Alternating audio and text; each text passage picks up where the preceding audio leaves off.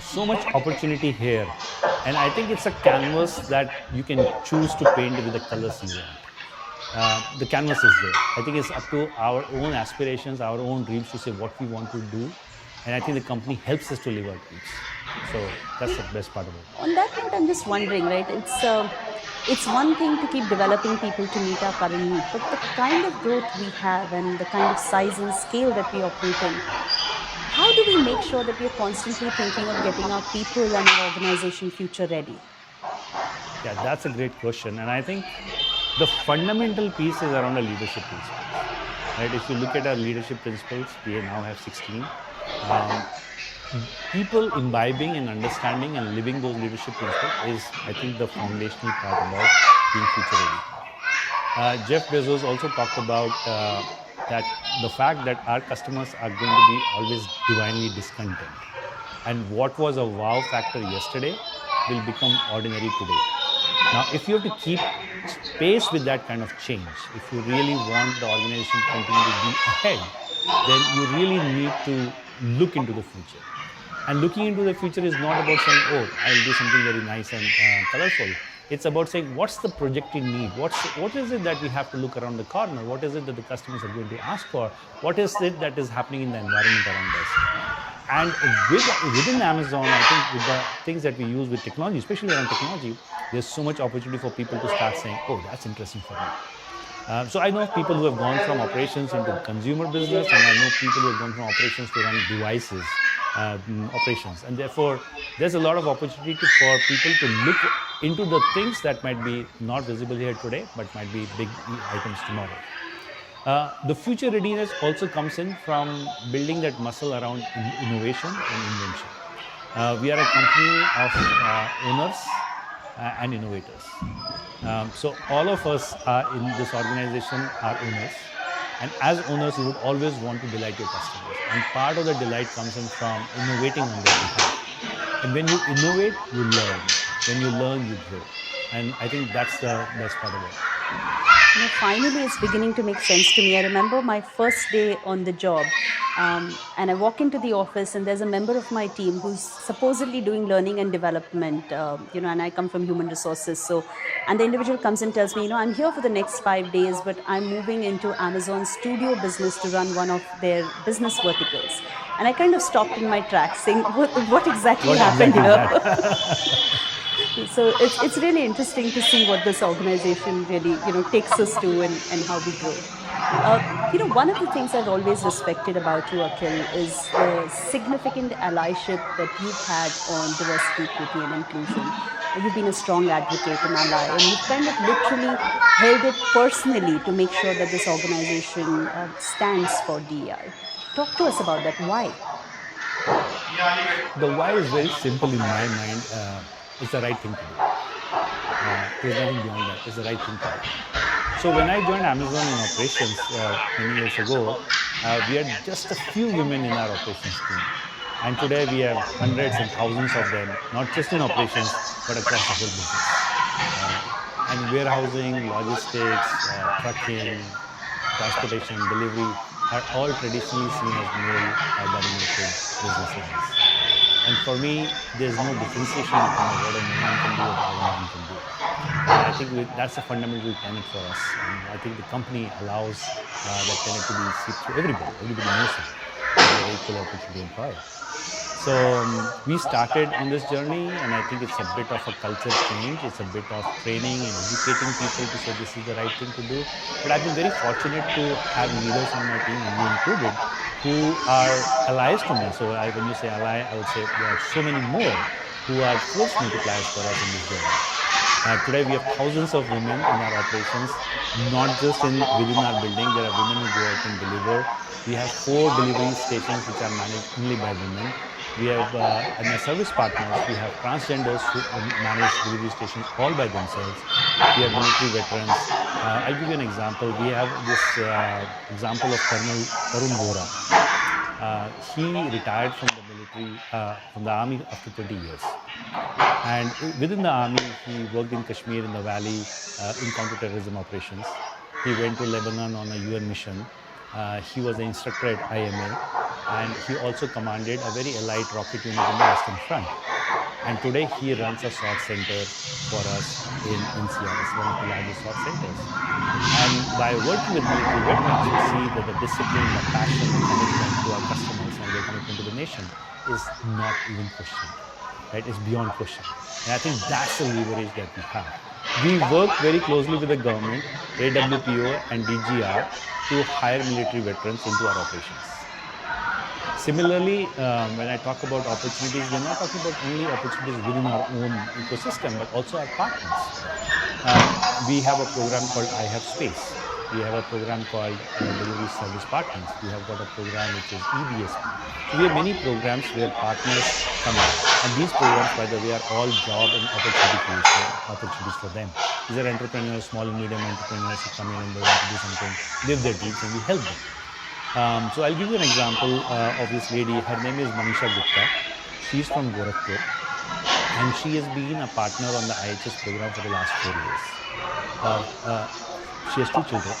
4 years ago, her husband met with an accident, and his earning capacity was not there. So Manisha partnered with the IHS program, which is basically saying they can, in their spare time, she could come in and deliver packages for Amazon. What started off as a small side business and an additional income now becomes a much larger focus for her. And now with this source of income, she has been able to see that there is financial independence for her, financial stability for her, and good schooling for her 2 children.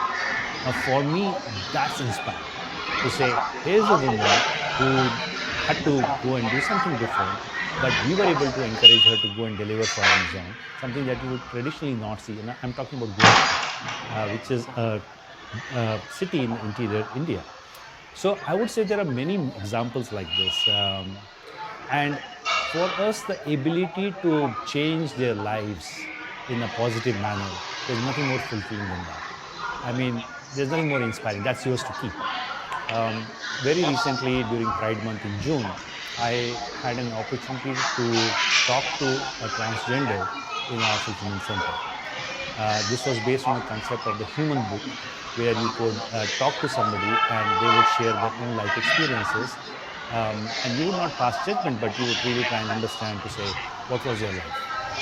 And she spoke about how difficult her life was before she came to work for Amazon. She talked about the challenges in her family, in the community, how she had to do different kinds of roles, and they were not fully satisfying for her. And when she got this opportunity to come and work for Amazon, she felt so secure. She felt that this was a place where she really wanted to go and grow. And it was very humbling for me as an experience to hear her story and understand how much of an impact we can make. And I think we are still scratching the surface. So I think all of these examples that I quoted are examples which inspire me to say, if this is what we could do, what could we do with so many more people just doing the same thing? So that's the reason behind it. I love your humility. I know you were probably leading this space in Amazon on the speech and hearing impaired program that you run, and on maybe paving the way of actually having people with learning disabilities join our network for the first time. So I really appreciate that passion, and that makes me come to work every day, honestly. So thank you for that. No, thank you. I mean, a lot of people have worked to see how we can have folks with hearing and speech disabilities to come in and work with us. They're differently able. They're differently able. They have their ability to do the normal work, but they're just differently able. And I think when we started off, we learned, now we have sign languages that our area managers are learning. We have signables that we are utilizing.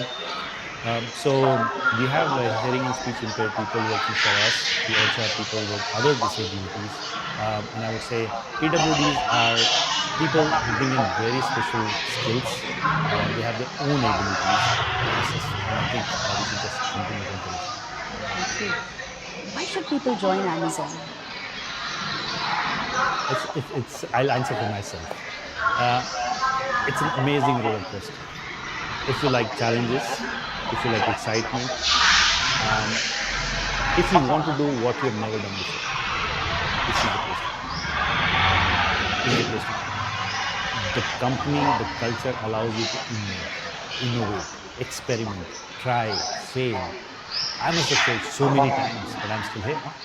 And we have a safety net to say if you fail somewhere, learn and then go and pick yourself up and go and do the next experiment. This is also a place where you build a legacy. 8 years ago, Amazon in India was not even known to most of the people. Most of the country didn't know about Amazon. But today it's a household name. It's a generic name.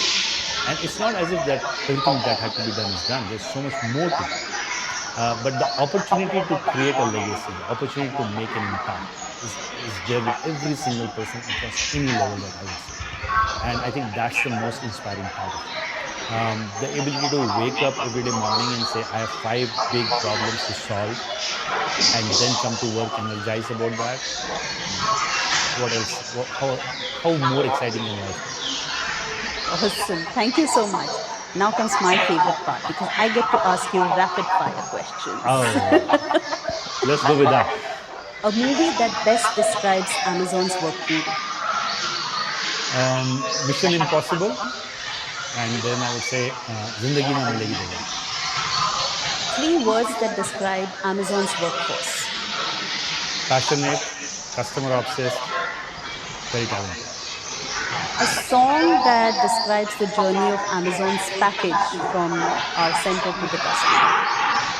Shuru tumse, khatam tum tak, safar mein. And the reason why I said this is because for me this embodies the joy of a seller, the aspirations of a seller, and the journey of the package from a seller to the customer doorstep, and the delight that the customer has. I think this entire journey is summed up in this song. This is a very different take for me. So, it starts with joy and ends with joy. That's just Absolutely. phenomenal. Absolutely. If you were authoring a book on Amazon's network, what would that be? What would the title be? Brick by brick, inch by inch. That's super awesome. Akhil, it was such a pleasure having you here today. Thank you so much. And I hope there are many more people today who are listening to you who would love to join Amazon and get this opportunity to work with you. Thank you so much for being here today. Thank you, Swati. It was a pleasure being here and engaging with you. Thank you so much. That was